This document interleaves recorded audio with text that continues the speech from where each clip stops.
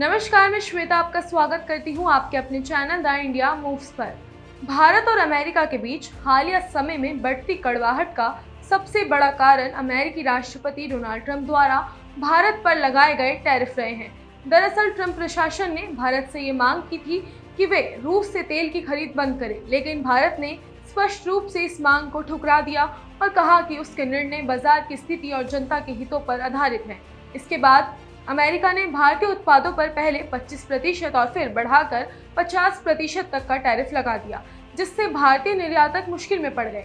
इन टैरिफों का असर सबसे ज्यादा वस्त्र और परिधान, गहने और आभूषण, चमड़ा और फुटवेयर, रसायन इंजीनियरिंग उत्पाद, कृषि और समुद्री उत्पादों से जुड़े उद्योगों पर पड़ा है।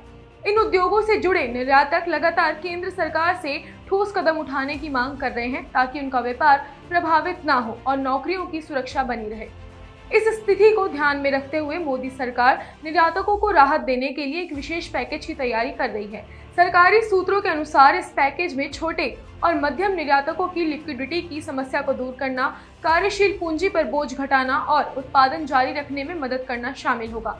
सरकार का लक्ष्य है कि निर्यातक तब तक उत्पादन जारी रख सके जब तक वे अपने उत्पादों के लिए नए बाजार खोज नहीं लेते। विशेषज्ञों का कहना है कि इस राहत पैकेज को कोविड-19 महामारी के दौरान एमएसएमई सेक्टर के लिए दिए गए 20 लाख करोड़ रुपए के राहत पैकेज की तर्ज पर तैयार किया जा रहा है।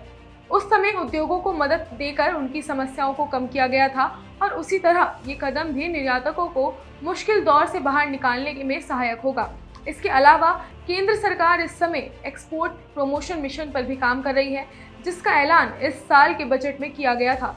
इस मिशन का उद्देश्य भारतीय निर्यात को वैश्विक स्तर पर प्रतिस्पर्धी बनाना और नए अंतर्राष्ट्रीय बाजारों में भारतीय उत्पादों की मौजूदगी बढ़ाना है। वहीं घरेलू स्तर पर आम लोगों को राहत देने के लिए सरकार ने जीएसटी काउंसिल की 56वीं बैठक में बड़े फैसले किए हैं।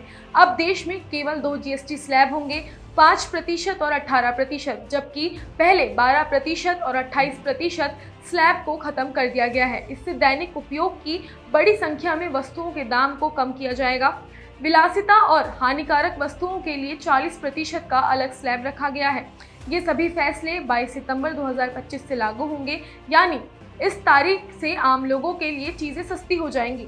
इस तरह सरकार ने न केवल घरेलू स्तर पर जनता को राहत दी है, बल्कि अंतर्राष्ट्रीय व्यापार में टैरिफ से प्रभावित उद्योगों और निर्यातकों को भी सहारा देने की दिशा में कदम बढ़ाए हैं।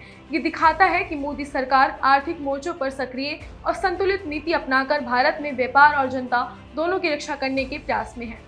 फिलहाल के लिए इतना ही। ऐसे ही देश दुनिया की ताज़ा खबरों के लिए बने रहिए आपके अपने चैनल द इंडिया मूव्स के साथ, और वीडियो पसंद आई हो तो लाइक और शेयर करना ना भूलें।